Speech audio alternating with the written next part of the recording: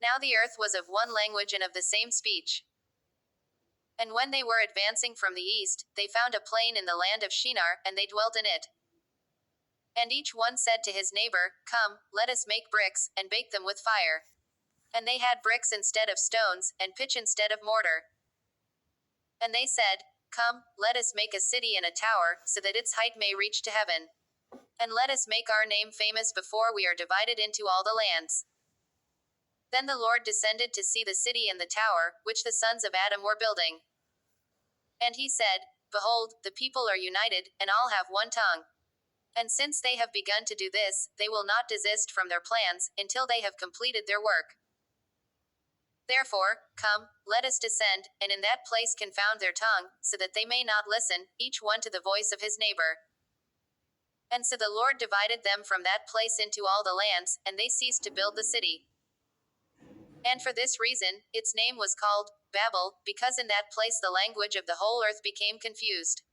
And from then on, the Lord scattered them across the face of every region. These are the generations of Shem. Shem was 100 years old when he conceived Arphaxad, 2 years after the great flood. And after he conceived Arphaxad, Shem lived for 500 years, and he conceived sons and daughters. Next, Arphaxad lived for 35 years, and then he conceived Shelah. And after he conceived Shelah, Arphaxad lived for 303 years, and he conceived sons and daughters. Likewise, Shelah lived for 30 years, and then he conceived Eber. And after he conceived Eber, Shelah lived for 403 years, and he conceived sons and daughters. Then Eber lived for 34 years, and he conceived Peleg. And after he conceived Peleg, Eber lived for 430 years, and he conceived sons and daughters. Likewise, Peleg lived for 30 years, and then he conceived Reu. And after he conceived Reu, Peleg lived for 209 years, and he conceived sons and daughters. Then Reu lived for 32 years, and then he conceived Serug. Likewise, after he conceived Serug, Reu lived for 207 years, and he conceived sons and daughters. In truth, Serug lived for 30 years, and then he conceived Nahor. And after he conceived Nahor, Serug lived for 200 years, and he conceived sons and daughters. And so Nahor lived for 29 years, and then he conceived Terah.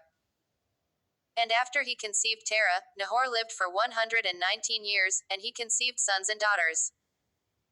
And Terah lived for 70 years, and then he conceived Abram, and Nahor, and Haran. And these are the generations of Terah. Terah conceived Abram, Nahor, and Haran. Next Haran conceived Lot. And Haran died before his father Terah, in the land of his nativity, in Ur of the Chaldeans. Then Abram and Nahor took wives. The name of Abram's wife was Sarai.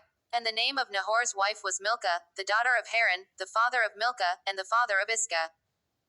But Sarai was barren and had no children. And so Terah took his son Abram, and his grandson Lot, the son of Haran, and his daughter-in-law Sarai, the wife of his son Abram, and he led them away from Ur of the Chaldeans, to go into the land of Canaan. And they approached as far as Haran, and they dwelt there. And the days of Terah that passed were 205 years, and then he died in Haran.